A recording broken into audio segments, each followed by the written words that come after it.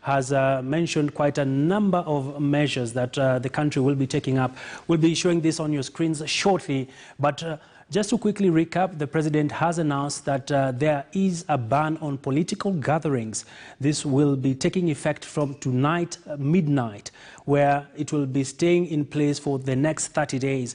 While the political class will be not allowed to conduct any form of political gatherings, and the president did emphasize that the Ministry of Interior and the police service will be taking full force to ensure that all this is actually met to the last point. The other key issue, of course, that the president did touch on was on the burials, that all burials should be conducted within 72 hours from the announcement of a death.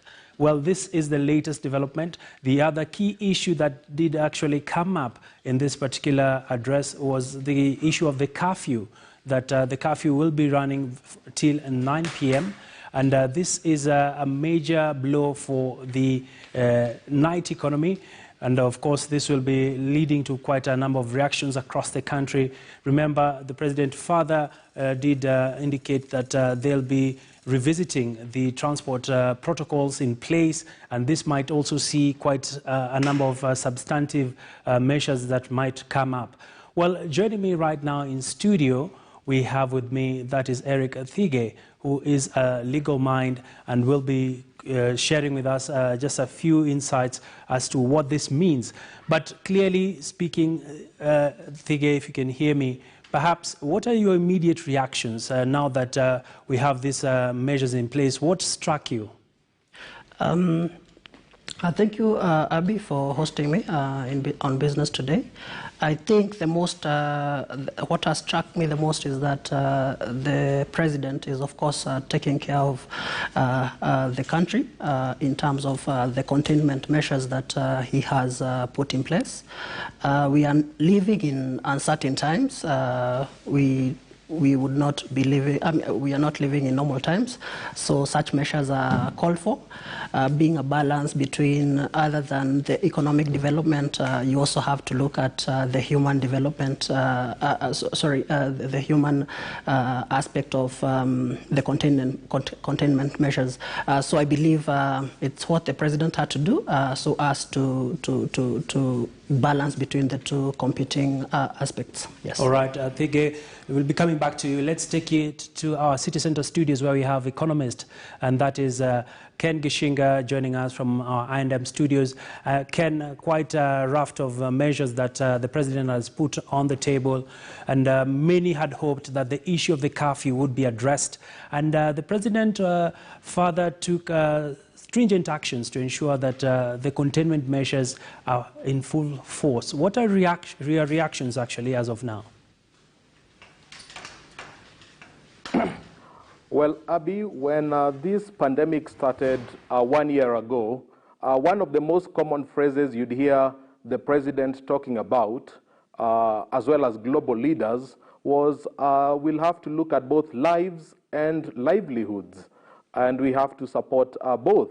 And you remember in those days when there was a measure from the Ministry of Health, you'd be able to see the counterpart from the National Treasury rolling out measures. Now, what we just heard from the president is a major shift. Now, what we are hearing is actually those two are mutually exclusive, that you either have to choose life or the economy. So that's a fundamental shift that has not been explained, how they arrived at that shift. And for me, the reason I'm a bit worried about this is, yes, it's important that we continue to take care of Kenyans. Even after the COVID pandemic, it's in the best interest for the country to have a healthy nation. But my fear is there are people now who are being left behind. You know, people who can't put food on the table, people who are struggling with rent, people who are even worried whether their children will do KCPE next week because they have not maybe cleared their arrears from their schools. So I think there's a real economic conversation that the president has not fully addressed. And I think it's a major, major concern that I think we has to come out a bit more. All right, Ken, and still staying with you, the president did emphasize on the fact that the economy will be rebounding come this financial year. He's indicating that the economy might grow by 7%, and of course remembering that he did touch on the fact that the economy last year lost close to 560 billion shillings of the GDP. From where you sit, what does this mean to Wanjiku and Akinyi sitting and listening to this follow-up? It's still a very difficult reality because people don't eat GDP. You know, people eat food, and food has to be bought by money. And money is not really circulating around the economy because the transport sector is underwhelmed. The hospitality sector is not working. Earlier this year, I conducted an interview with a French media house, and one question that was posed to me was why Kenya did so little to support the economy. If you look at most countries around the world, there were stimulus measures of about 6 to 7% of GDP. If you look at the stimulus measures in Kenya, it's less than 1% of GDP. And even those fiscal stimulus measures that were rolled out last year, the tax cuts, the VAT cuts, all of them have been reversed, and all of them now businesses are struggling. So I think we need to go back to that initial part of both lives and livelihoods. That's the global theme, and Kenya seems to be walking away from that theme, and it's quite problematic from my perspective. And Mr. Thige, if you can also chip in into this. Of course, the ban on political gatherings is coming at a time when the country is undergoing a major political transition, going into a referendum. As a lawyer, what are the implications of this? Because we do know that the BBI bill is currently in Parliament under discussion, and this would lead to some public forums. What does this mean to the political class? I would start with the effects on the citizens themselves, because they are entitled to be sensitized on what the BBI is all about. It's all about governance. This is a referendum that. Or an act of parliament that will definitely affect them and affect their lives. So in exercise of their sovereignty, which resides in the people, they are entitled to be sensitized about its contents and the effects that it will have. But of course, now that comes with how that is going to be undertaken by not only the government officials, that is the civil service, but also by the politicians. And the ban on gatherings now means that will not happen.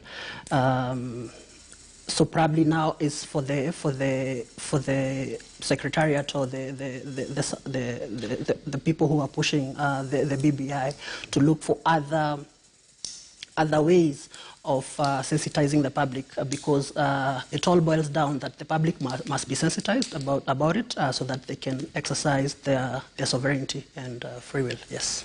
And just pouring off from Thige's submissions, Ken, the political class is currently quite a charged moment for the country.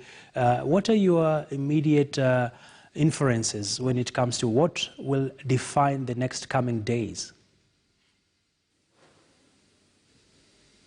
Well, obviously, considerations around 2022 are becoming quite profound. If only last week's by-elections in Matungu and Kabuchai are to go by. So I do expect maybe that to, in a way, stop that momentum. But this is only for 30 days. And obviously, there is the big push towards BBI, which is expected to sort of mature in June through a referendum. So I think it's going to be a period of contradiction. I think our politicians are very innovative in Kenya, and they'll still find ways of trying to circumvent these policies.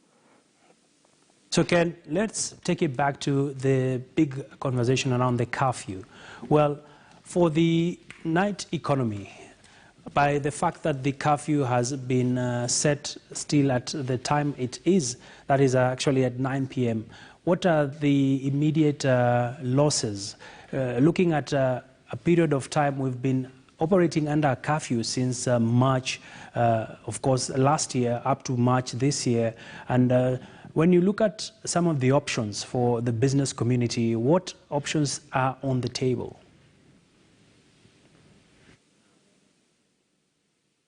Well, it's very tough to operate when these curfews are in place. Obviously, if you look at a place, for example, like Kiambu County has about possibly 6,000 pubs and restaurants. And let's say each pub employs about 10 people. That's about 60,000 people who possibly are supporting a household of 2 or 3 people. So you're talking of about 200,000 people who do not now have a means to put food on the table. And I think those are sometimes the real statistics that have to be sort of appreciated. And that was what was the message that was coming out from the Restaurants and Pubs Owners Association when they had their conference last week. So the night economy is a significant part because, Abby, when we did a survey of businesses, we realized that the economy is operating at about 40% of its capacity. So it tells you the night economy is almost contributing well over 60%, almost, if not even more than the daytime economy, surprisingly. So I think it's back to that question of lives and livelihoods. We can walk and chew gum at the same time. I was expecting to see that type of messaging coming from State House today. So Ken, are you simply saying that by the fact that the curfew will continue to stay in force, that businesses will continue to count lost revenue? Absolutely. I mean, if you think of the hospitality sector, people work from 8 to 5. So the only time that people can frequent their favorite restaurants and cafeterias are well after 6, 7 o'clock. And most people will not go to a restaurant if they know in the next 1 hour they're going to be kicked out of the restaurant. In fact, when the curfew was moved from 11 to 10, there was such a significant decline in activity because most people would not sort of want to be in a place only for 1 hour and be kicked out. So I think the advisory committee, in as much as they're being driven by science and they're saying they'll look at data and not dates, I think they have to be alive to the reality that we live in a society where people earn revenue from different activities, and each of these activities deserves a listening table. And I was expecting to find a more balanced sort of approach today, but I didn't get to see that. All right. Let me bring it back to Mr. Thige. As a lawyer, listening to the speech by the president, it is carefully worded, especially on some of the drastic measures that he did reintroduce. That is, of course, the burials to be conducted within 72 hours. He also did touch on the issue of churches, that is the congregations that should allow only a third of their normal sizes. And looking and knowing pretty well how society as we are as Kenya, we are quite litigious. Perhaps are we likely to see different reactions from the legal fraternity? The curfew has been in force over a year now. Are there perhaps some window of legal jurisprudence that might see lawyers taking up all these measures? Of course, the measures introduced by the president have affected the freedoms and rights of the citizens. And of course, with the current constitution, anyone is free to approach the court to try and challenge the measures that have been introduced, as to whether they are justified, as to whether they should be there in the first place. But also you have to, an arbiter would have to look at both sides because, well, you may want to be to exercise your freedom of movement. But if it causes another person to be at risk of contracting the disease, or if you're spreading, if you're going to be spreading the disease, of course your rights and freedoms can be curtailed. So it'll all be a matter of weighing the scales, whether it's justified, whether it should be there whether they should be there in the first place, and determining whether they should be there. All that is dependent of the facts of each and every case, because not all situations are the same.